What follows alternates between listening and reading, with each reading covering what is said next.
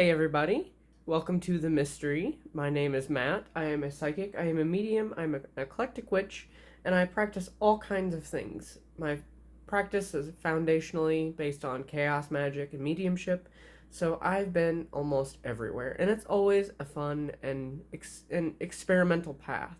So whatever your path is, I aim to read for you to provide an accurate forecast for the week ahead. So for this week, this reading right now, I'm focusing on earth signs for the week of June 5th through June 11th. Now, these readings are not timeless, so whenever you see them, they will still apply for June 5th through the 11th for this week's go-round of readings. I like to read exactly from what's on the table and provide a direct and focused approach to where we are going, what we are looking at, and the currents that are flowing through the earth signs, air signs, fire signs, and water signs right now in the practical moments. Now, please do forgive. I've had a lot of sinus issues lately, so I'm going to do my best to record all of these as easily as possible and as clearly as possible. So let's go ahead and get our earth signs charm casting for the week of June 5th through June 11th. And reminder that if you would like a more personal reading where I can do an infinite amount of questions within a half hour or an hour, and I also do mediumship and various other modalities, you can visit www.themystery, that's mystery with an mystery.me, and you can go to my book The Mystery tab and it'll have information about my sessions. To book, go to my contact form, and then we could talk about setting up an in-person or a virtual meeting, and then we can go from there. Okay, let's go for our earth signs for the week of June 5th through June 11th.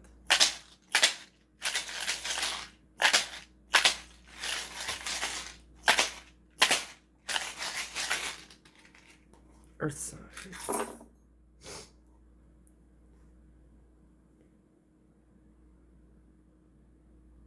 Okay.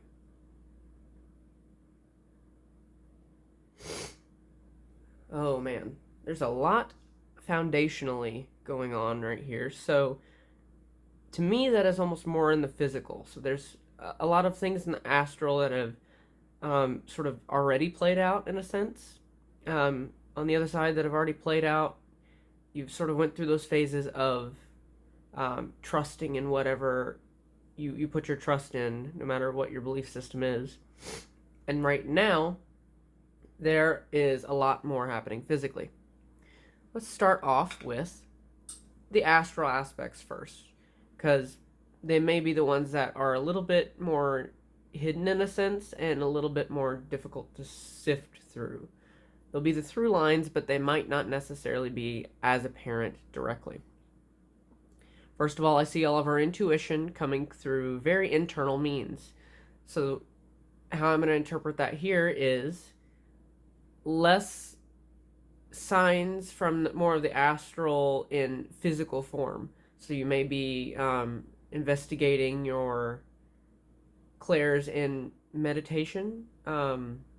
You may be finding spirit signs in dreams, and you may not necessarily be actively seeking more physical confirmation.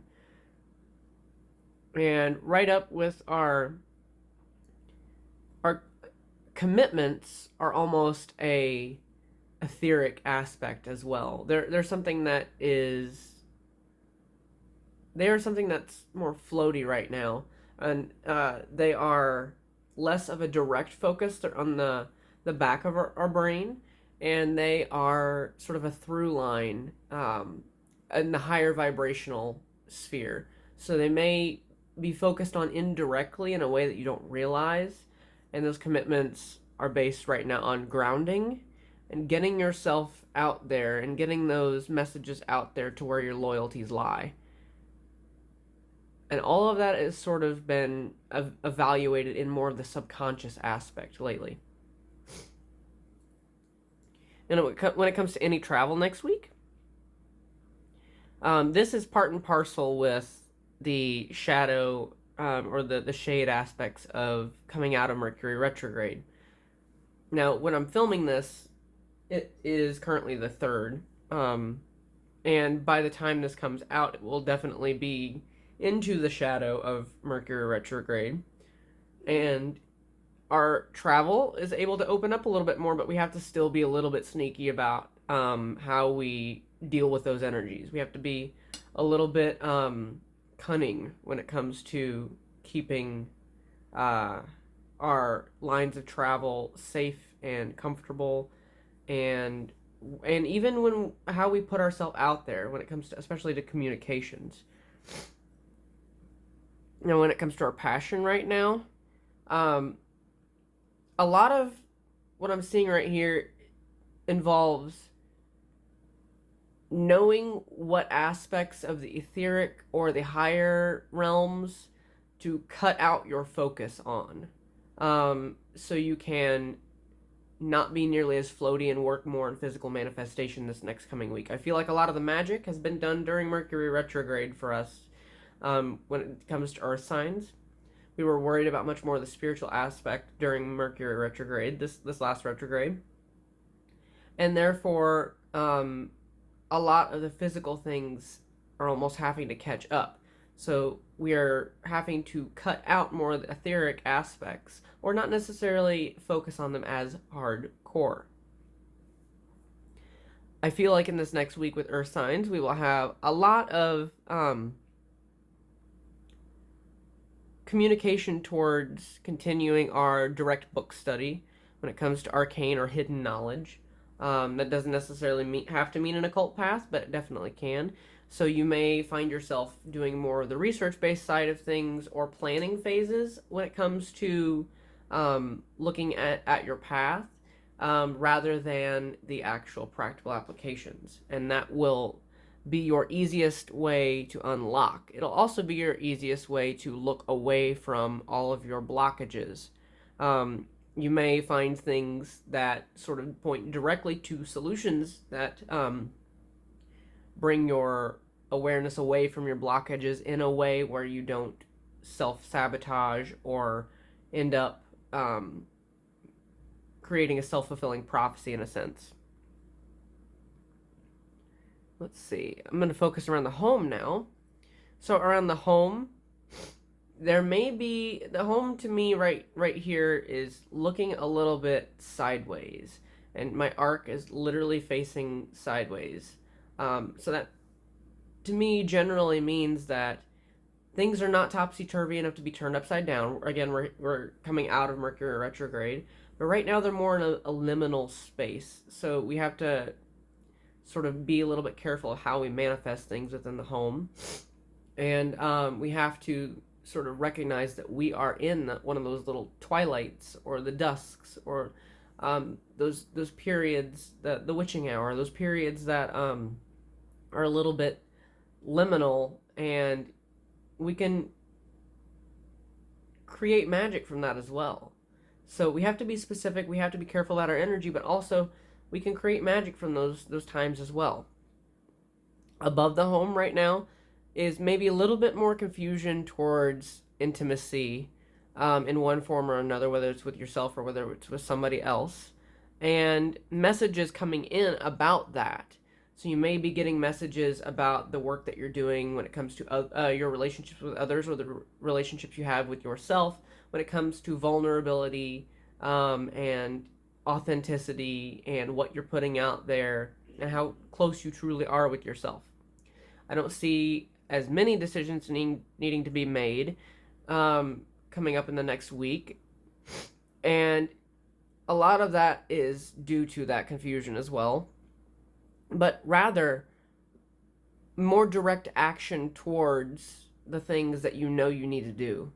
So those things that you may have put off for a little bit, set them on a shelf for a little bit. Oh, I know I need to do this. Oh, I need to learn about this. Oh, I need to clean this. Oh, I need to cleanse this. I need to get my energy right in this avenue.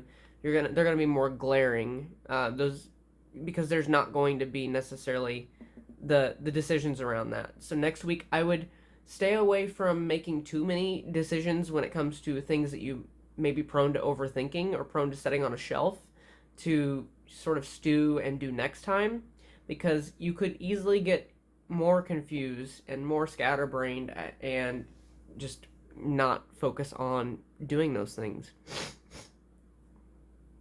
On the lower aspects of the home, which to me right here is dealing with, seeing the seeds that you've planted, the foundational energies, even if, you're going to be manifesting hardcore, you're going to be feeling those foundational energies of, oh, that stuff that I've planted is going to be very, vital in this next couple weeks.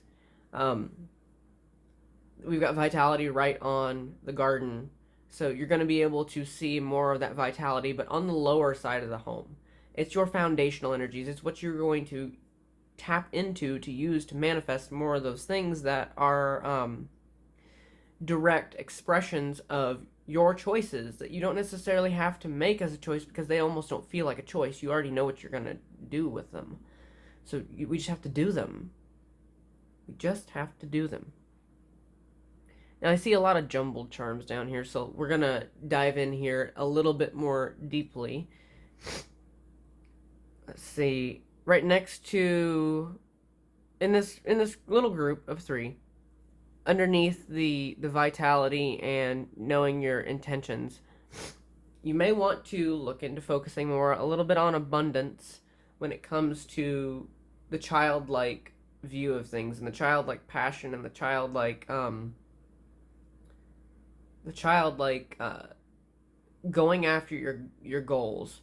So to a child, if you tell them something's impossible, it's going to be impossible. And I think it's like humans in general, really. You'll never surpass your own belief system. If you believe it to be true, it will. If you don't, then it won't. But this brings me back to a moment of, when it comes to manifesting abundance, thinking more like a child will definitely carry you a long way, and busting through all of your blockages with your passions will definitely drive you to come a long way in your manifestations. To a child, $20 is a fortune, and $1 million is also a fortune, but it's a lot more difficult for them to see the big difference between the two. So definitely look into more of the childlike view when it comes to manifesting abundance. It will help you greatly. Now, right next to your blockages and your the things that sort of bind us up, there's a lot going on right here.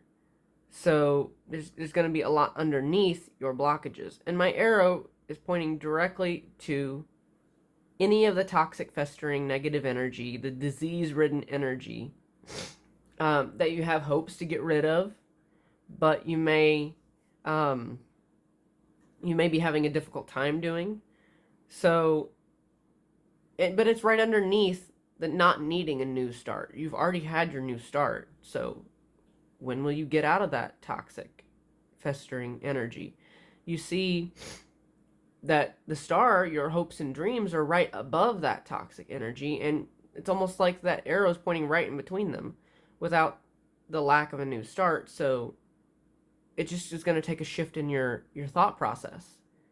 And I know that may be easier said than done, but surrounding yourself with things that make you more positive in your mindset will definitely help. And right next to that star, your hopes and dreams, is the social aspect. And that social aspect comes right next to your death card moment, your coffin. So any of those cycles that you're leaving and coming into new cycles may very well be initiated by people in your social sphere, but also watch out for what may seem oppressive and what may seem toxic underneath, because things may not always look oppressive or toxic, but they may end up being oppressive or toxic underneath. So pay attention to your gut and your intuition a whole lot this next week when it comes to any of your death card moments, your cycles that are entering and leaving. What's underneath that oppressive energy? Oh, your emotions.